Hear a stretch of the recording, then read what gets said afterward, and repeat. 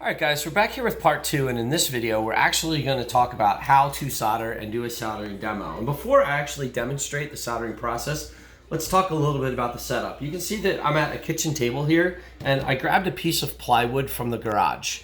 So you probably want to put something down on whatever surface you're going to be soldering on.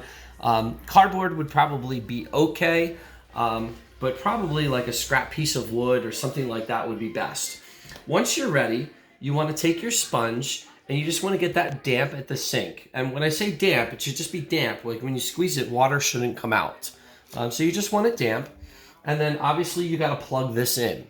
And you're going to have to let this warm up for a little bit and it'll get nice and hot. Now, the first thing you want to do is something called tinning the tip, which you probably saw in the soldering video that I talked about. These soldering irons haven't been used in a while, and so they're all oxidized and kind of rusty and nasty on the tip here, and they're not going to transfer heat very well. And one of the keys to being able to solder well is being able to transfer the heat well. So we want to take the solder and just melt a little bit on the end there, and then roll it on the sponge. Before we get to that, let's talk about the solder here. You're going to have to pull a little bit of solder off for yourself. You saw in the video that it's an alloy of tin and lead, so it's very flexible and kind of bendy, and you should be able to just tear it. Some people don't like working with it when it's so floppy, so one of the things you can do is take it, fold it in half, and you can kind of twist it like this, and that'll give you a little bit more rigidity. It doesn't really matter. It comes down to personal preference, whatever you prefer. But if you like it a little bit more stiff like that, you can use it like that. But what I'm going to do now is take the soldering iron. It's been on for a while, so it should be nice and hot. And I'm going to take this solder, and I'm going to melt that on the end there. You can see I got a nice ball on the end of the soldering tip, and I'm going to take it, and I'm going to roll it on here now.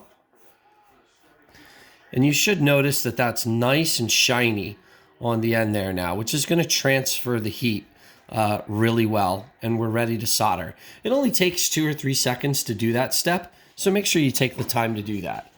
Now we're going to solder these wires. So I'm going to take these wires that we stripped in the last video, and I'm going to take them, I'm going to kind of make like an X here, and I'm just going to twist these together with my fingers.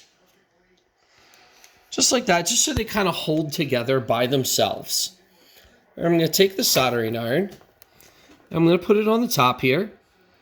I'm going to hold that on there for a little bit, let that heat transfer, get those wires nice and hot, and I'm going to bring the solder in, and I should be able to solder that right on there. If you can do this during the daytime, where you can open up a window, you'll notice you get some smoke and fumes that come off there. Obviously, we said before, solder's tin and lead, so there is lead in there, and it's not good to breathe that in over the long haul. The little bit that you do for this class isn't going to hurt you, but if you have a good solder joint like that, you should be able to take that and pull on that really hard. You can see my fingers are stressed there, and it doesn't break apart. I'm going to take the other side here, and we're going to do the same thing.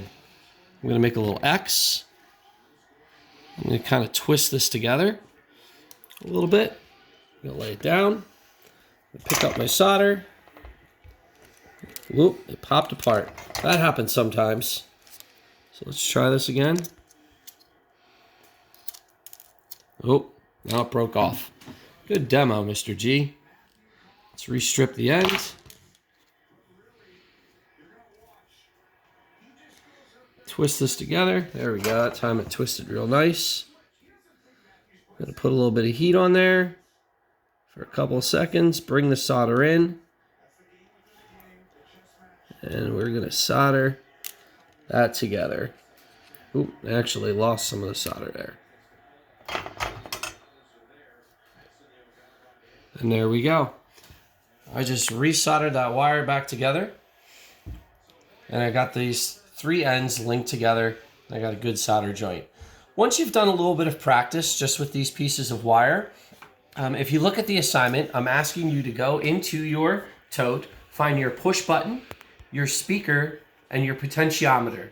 And you're going to solder leads on the end of there. If you have to cut more wire off your spool, you can do that. Or if you have wires cut already, you can hook them on there. But we're going to permanently solder wires to those components, and they'll be a lot easier to use in the future. And then just follow it up by taking a picture of everything you did and submitting it. Good luck.